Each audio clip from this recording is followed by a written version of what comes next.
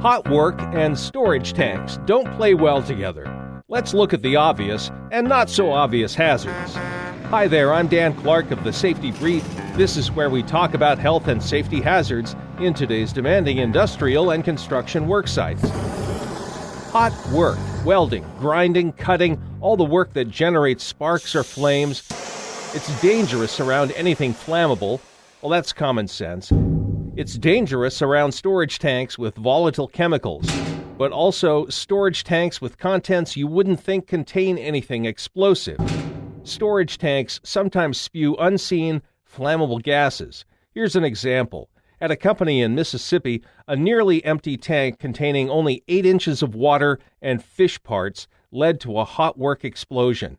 1 worker died.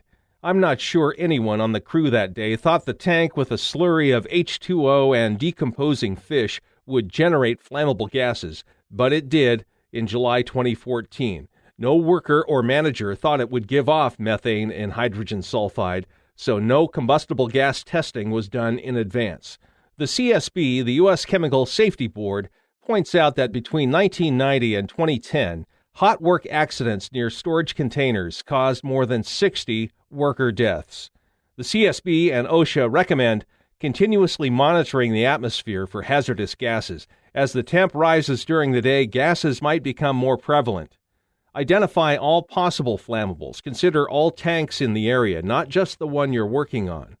Eliminate hazards. If you're doing hot work on a storage tank, empty it and air it out prior to performing the work, and then test it. Be prepared for fires. Have the fire extinguisher on site with a worker designated as the fire watcher to quickly respond. Use alternative work methods when hazards can't be isolated.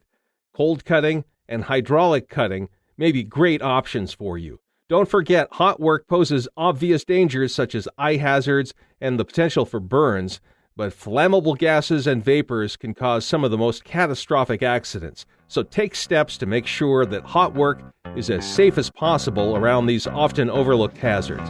That's it for this episode on hot work by storage tanks.